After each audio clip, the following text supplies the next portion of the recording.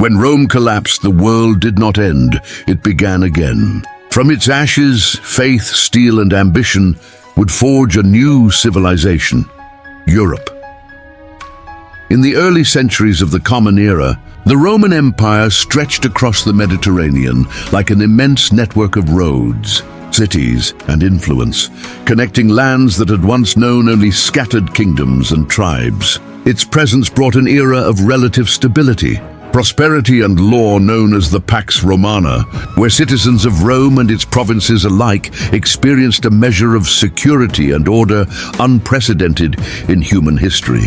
Markets thrived, public buildings soared, and aqueducts carried water to towns and countryside alike. Roads linked distant regions, making communication and trade possible across thousands of miles. In this remarkable structure of civilization, a new idea quietly began to take root in the eastern provinces, in the city of Jerusalem and beyond, a religion that spoke of hope, forgiveness, and salvation. Christianity started humbly as a small Jewish sect, yet it spread with a persistence and conviction that even the rulers of the empire could not ignore. Over the centuries, it gained adherents across the Mediterranean world, its message resonating with those who had begun to question the old gods and the fleeting nature of earthly power. By the 4th century, the emperors recognized its growing influence and eventually embraced it themselves, establishing Christianity as the official faith of the empire. Yet this religious transformation came at a time when the empire itself was fraying at the edges.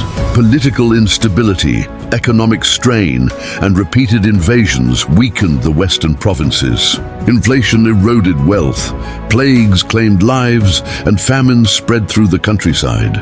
Managing an empire that had grown so vast from a single capital became increasingly impossible, and in 395 CE, the imperial structure formally divided into two: the Western Empire, centered on Rome, and the Eastern Empire with Constantinople as its capital. While the East retained its urban culture, wealth, and relative stability, the West descended into fragmentation. Its cities shrank, trade diminished, and the Roman infrastructure that had once bound the empire together began to decay. Beyond the borders of Rome, Germanic tribes and other so-called barbarian peoples pressed ever closer, drawn by the allure of Roman lands and wealth. These groups, led by warlords commanding bands of loyal warriors, gradually crossed into imperial territory, initially as guests or federates, but eventually as conquerors. By 476 CE, the Western Empire had effectively ceased to exist when Odoacer deposed the last emperor, Romulus Augustulus, a figure of little real authority. The Western Roman Empire was no more, and what followed would later be called the Dark Ages, a period defined not by darkness alone, but by transformation, adaptation, and the emergence of a new social and political order. As the western provinces fragmented, newly formed kingdoms arose under barbarian kings. These kingdoms were hybrids of Roman and Germanic culture, their elites adopting Christianity and blending it with traditional customs. Italy was ruled by the Ostrogoths, Spain by the Visigoths, and Gaul by the Franks. But the foundations of these states were fragile. Cities that had once been vibrant centers of culture and administration had dwindled or disappeared. The roads and aqueducts crumbled, and the economic and bureaucratic systems that had sustained Rome were no longer viable. Peace and security were scarce, and Europe's populations became localized and rural. The great sweep of commerce, culture, and communication that had defined Roman life vanished, leaving scattered communities that survived by their own means, dependent on local lords and their small retinues of warriors. The contrast with the Eastern Empire was stark. Byzantine emperors, such as Justinian the Fine, made valiant efforts to reclaim lost Western territories, attempting to restore the grandeur of Rome through campaigns that took Italy and parts of North Africa. Yet these reconquests were temporary, and Italy soon fell to new invaders, the Lombards, while the Byzantines accepted that the division between East and West was permanent. Meanwhile, a new power emerged across the Mediterranean, In the 7th century, Arab armies swept rapidly across the Middle East and North Africa, establishing an Islamic caliphate whose speed of expansion and cohesion astonished observers. The once Roman-dominated Mediterranean now accommodated 3 distinct civilizations: the Islamic Caliphate, the Byzantine East, and the fragmented medieval West. In the 8th century, the expansion of the Islamic Caliphate threatened the fragile kingdoms of the West, sweeping through the Visigothic territories in Spain and advancing into Gaul. Yet, in 732 CE, at the Battle of Tours, Charles Martel, leader of the Franks, halted the southern advance, preserving Western Christendom and laying the groundwork for the Carolingian dynasty. His son, Pepin the Short, would solidify the Frankish throne and secure lands in Italy for the Pope, creating the Papal States. Pepin's son, Charlemagne, became the emblematic figure of early medieval Europe. Ascending to the throne in 768, he spent decades consolidating power, expanding his realm, and imposing order across vast territories. In 800 CE, his coronation by Pope Leo III as Emperor of the Romans symbolized the revival of imperial authority in the West, though this authority rested on a fragile foundation.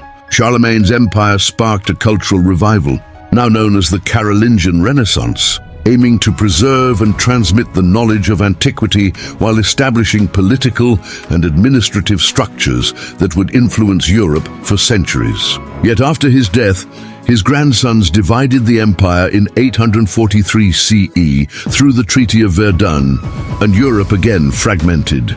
East and West Francia emerged as forerunners of modern Germany and France, while central territories dissipated.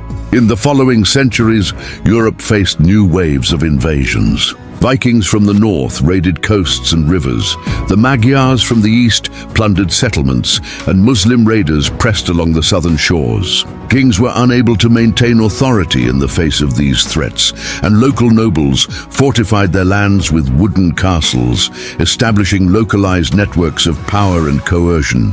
These lords became professional warriors, dominating the peasantry and creating a hierarchical system of land-based vassalage. Cavalry became dominant in warfare, and the feudal system emerged, tying loyalty, military service, and landholding into a complex web of obligations. Over time, conditions gradually improved.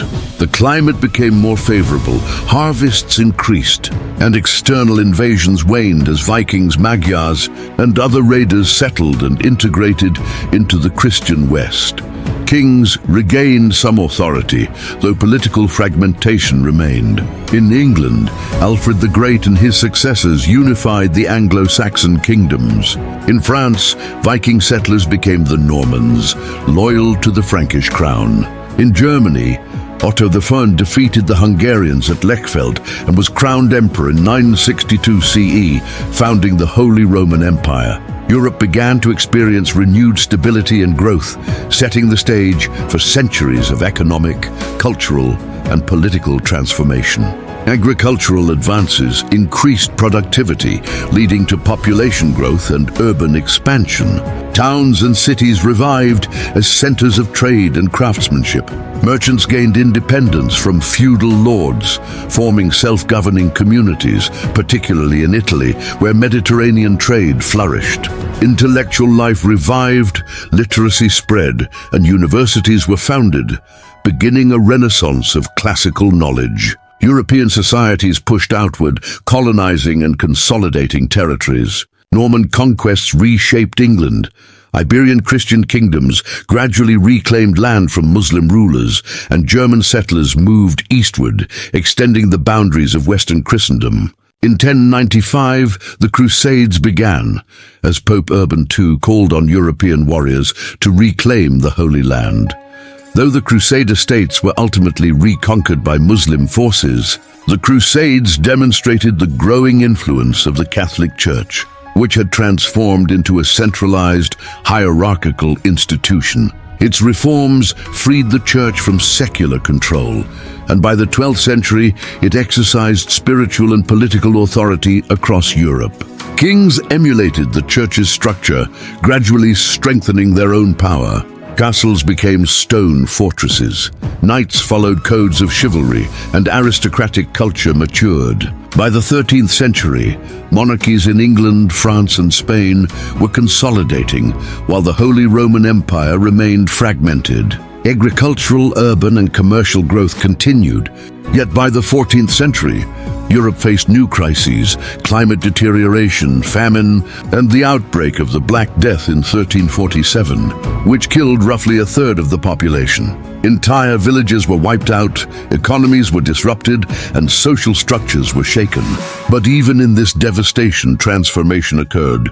Labor became scarce, wages rose, and serfs gained new freedoms. Cities recovered quickly, and technological innovations, from water and windmills to eyeglasses, metalworking, and eventually the printing press, emerged. The Italian Renaissance blossomed, reviving the culture of Greece and Rome and inspiring a new view of humanity, the world, and knowledge. Gunpowder revolutionized warfare, weakening knights and castles and strengthening the hand of monarchs who could fund standing armies. Sovereign states began to take shape, and conflicts such as the 100 Years' War tested these emerging powers, while figures like Joan of Arc became symbols of national resilience. As the Western Roman Empire faded into history, Europe entered a period of uncertainty and fragmentation. Yet in this turmoil, new seeds of civilization were being sown. The collapse of centralized authority left power in the hands of local elites, warlords and kings whose dominions were often small and unstable. Villages dotted the landscape, connected by rudimentary roads and scattered forests, and life was largely agrarian. The legacy of Rome persisted in fragments, ruins of cities, remnants of roads, and scattered coins, but the intellectual and administrative machinery of the empire had largely vanished. Despite these challenges, Christianity spread steadily, uniting diverse peoples under a common faith that offered both spiritual guidance and social cohesion. Monasteries became centers of learning, preserving ancient texts and cultivating literacy among a small but dedicated clergy. The monastic movement also served as a conduit for the transmission of knowledge, copying manuscripts that might otherwise have been lost and providing a structured environment where learning could survive in a turbulent world. At the same time, the newly established barbarian kingdoms struggled to reconcile the traditions of their own people with the inherited Roman culture. Ostrogoths in Italy, Visigoths in Spain, and Franks in Gaul experimented with governance, law, and diplomacy, attempting to establish legitimacy in the eyes of their subjects while maintaining authority over diverse populations. These kingdoms were often fragile, relying on personal loyalty and the martial prowess of warrior elites to maintain order. The decline of urban life and commerce in the West contrasted sharply with the Byzantine East, where Constantinople remained a hub of trade, administration, and culture. Justinian the Fear, the Byzantine emperor, undertook ambitious campaigns to restore the imperial borders of Rome, seeking to reclaim Italy and North Africa, and codifying Roman law to endure for generations. Yet these reconquests were temporary, and the Eastern Empire's resources were stretched thin, unable to fully reunite the West. Meanwhile, Europe's northern and eastern frontiers remained in flux. Germanic tribes and other groups continued to migrate and settle within former Roman territories, gradually integrating into local societies. These peoples brought their own customs, social structures, and martial traditions, which influenced the emerging feudal landscape. By the 8th century, Europe faced another formidable challenge from the south. Arab armies had established the Islamic Caliphate, sweeping through the Middle East and North Africa with remarkable speed and organization. Muslim forces reached into the Iberian Peninsula, defeating the Visigoths and advancing toward Gaul, threatening the existence of the nascent Christian kingdoms. It was in this context that Charles Martel rose to prominence, halting the southern advance at the Battle of Tours in 732, preserving Western Christendom and establishing the foundation of the Carolingian dynasty. His son, Pepin the Short, would solidify Frankish authority and secure lands in Italy for the Pope, forming the Papal States and intertwining political and religious power. Pepin's son Charlemagne would become the defining ruler of early medieval Europe. Ascending the Frankish throne in 768, Charlemagne embarked on a series of campaigns that extended his authority across much of Western Europe. His victories against Saxons, Lombards, and other groups brought large territories under centralized control, while his coronation in 800 CE by Pope Leo III as Emperor of the Romans symbolized the revival of imperial authority in the West. Charlemagne's reign also sparked a cultural and intellectual revival, known as the Carolingian Renaissance. He encouraged the preservation of classical texts, the development of standardized scripts, and the education of clergy and administrators. These reforms laid the foundation for future European governance, legal systems, and scholarship. Yet the Carolingian Empire was fragile. After Charlemagne's death, his grandsons divided the realm through the Treaty of Verdun in 843, fragmenting authority and leaving Europe once again vulnerable to external pressures. In the following centuries, invasions reshaped the political landscape. Vikings from Scandinavia raided coasts and rivers, spreading fear and instability, while Magyars from the east plundered settlements across Central Europe. Muslim raiders harried the southern coastlines, creating a continuous threat that reinforced the necessity of fortified settlements. Local lords, wielding military power and fortified by castles, became the primary authority figures in many regions. The feudal system emerged as a practical response to these conditions, linking land ownership, military service, and personal loyalty into a structured hierarchy. Nobles became full-time warriors, and the ability to command mounted cavalry became the key determinant of power. Peasants and serfs provided sustenance and labor, while receiving protection in return, creating an intricate web of obligations that underpinned medieval society. Over time, Europe's climate and agricultural conditions improved, enabling increased productivity and population growth. Forests were cleared for cultivation, new villages and towns arose, and trade networks expanded. Coastal cities flourished, particularly in Italy, where merchants revived Mediterranean commerce, establishing autonomous city-states that operated independently of feudal lords. Intellectual life also began to flourish anew. Monastic schools evolved into cathedral schools, and eventually universities. Scholars studied classical texts and began to reinterpret the world through observation and reason. Latin remained the lingua franca of learning, linking diverse regions across Europe and preserving a shared intellectual heritage. Political consolidation also occurred in some areas. In England, Alfred the Great and his successors unified the Anglo-Saxon kingdoms, creating a centralized realm capable of defending against Viking incursions. In France, Viking settlers were integrated as loyal Norman lords, contributing to regional stability. In Germany, Otto I defeated the Hungarians at the Battle of Lechfeld in 955 and was crowned emperor in 962, establishing the Holy Roman Empire and demonstrating the renewed capacity for imperial authority in the East.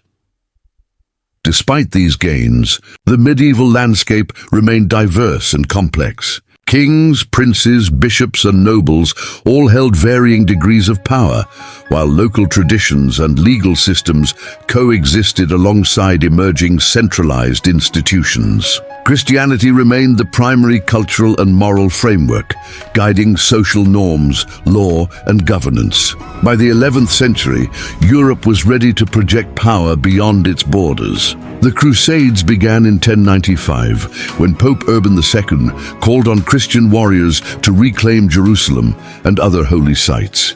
These campaigns, spanning over 2 centuries, established a temporary Western presence in the Levant and fostered cultural and economic exchanges between East and West, though they also generated conflict and hostility that endured for generations. The church itself had undergone significant transformation. Reforms freed it from the control of local aristocrats, creating a centralized institution with a clear hierarchy. The Pope wielded spiritual authority across Europe, guiding moral and political decisions and occasionally challenging secular rulers. Kings learned from this model, gradually strengthening their own administration and asserting authority over competing nobles. By the 12th and 13th centuries, European society had become more structured, with urban centers, expanding trade, and increasing literacy. Architectural and artistic achievements flourished, reflecting both religious devotion and civic pride. Castles became more elaborate, chivalric codes refined the conduct of nobility, and courts developed systems of law that balanced local custom with emerging centralized authority. Agricultural innovations and improved techniques ensured higher yields, supporting a growing population and fueling economic expansion. Trade networks linked the Mediterranean, North Sea, and Atlantic coasts, while new markets allowed for the rise of merchant classes who would eventually challenge traditional feudal hierarchies. Despite occasional conflict, Europe entered a period of relative stability that encouraged intellectual, cultural, and technological growth, laying the groundwork for the transformations of the later Middle Ages, the Renaissance, and the modern era, and establishing patterns of governance, social organization, and cultural development that would endure for centuries to come. By the time Europe entered the later Middle Ages, centuries of transformation had reshaped the continent. Yet new challenges and opportunities continued to redefine its people, societies, and ambitions. The early instability of the post-Roman world had given way to a more structured feudal order, while kingdoms and principalities began asserting themselves amid shifting alliances. Dynastic disputes and military innovation, agricultural expansion, improved techniques, and favorable climatic conditions allowed populations to grow, leading to the creation of new villages, towns, and commercial hubs. As markets expanded, urban life began to thrive once again, providing centers for artisans, merchants, and scholars. In Italy, the revival of Mediterranean trade produced powerful city-states such as Venice, Florence, and Genoa, whose wealth and independence created a fertile environment for cultural and intellectual advancement. Across northern Europe, towns developed along trade routes, connecting previously isolated regions and allowing for the exchange of goods, ideas, and technologies. The emergence of a merchant class gradually challenged. In Germany and Italy, however, political fragmentation persisted, with multiple principalities, duchies, and city-states exercising considerable independence, and the Holy Roman Empire remaining a complex network of overlapping authorities, bound loosely by the imperial title rather than centralized governance. Warfare during this period evolved alongside these social and political changes. The development of gunpowder and artillery transformed military strategy, rendering traditional fortifications and heavily armored knights increasingly vulnerable.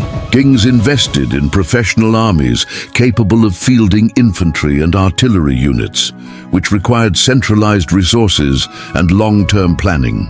Nobles adapted by assuming administrative roles within courts, serving as advisors, diplomats, and bureaucrats, rather than relying solely on martial prowess. Despite these innovations, conflict remained a persistent feature of medieval life. The 100 Years' War between England and France exemplified the destructive potential of prolonged military engagement, devastating the French countryside and testing the resilience of populations and governments alike. In the midst of this turmoil, figures such as Joan of Arc emerged, embodying the intersection of faith, courage, and national identity, rallying troops and inspiring unity while also reflecting the complex social and religious fabric of Europe.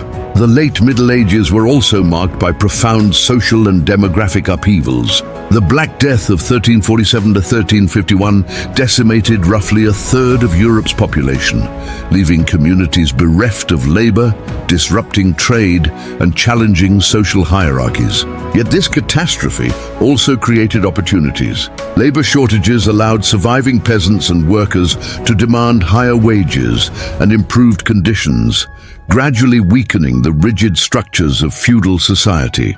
Revolts erupted across the continent, some brutally suppressed, but the long-term effect was a gradual transformation in the relationship between rulers, elites, and laborers. Technological innovation and creativity continued to flourish, even amid crisis. Windmills and watermills enhanced agricultural productivity. New techniques in metallurgy improved weaponry and tools. And the invention of the printing press revolutionized the dissemination of knowledge, enabling ideas to spread faster and further than ever before. Artistic, architectural, and musical achievements reflected both religious devotion and a growing secular awareness, laying the foundation for the Renaissance, which sought to revive and surpass the cultural and intellectual achievements of antiquity. This period also saw the expansion of Europe's horizons beyond the continent. Maritime exploration gained momentum as Portugal and Spain embarked on voyages that would transform global trade and cultural exchange. Portuguese navigators traversed the African coast and Indian Ocean, establishing commercial networks that connected Europe with Asia, while Spanish explorers, motivated by the search for new routes and territories, ventured westward across the Atlantic, culminating in Columbus's voyage to the Americas in 1492. These explorations marked the beginning of a new era in which Europe would extend its influence across the globe, reshaping economies, societies, and cultures far beyond the continent.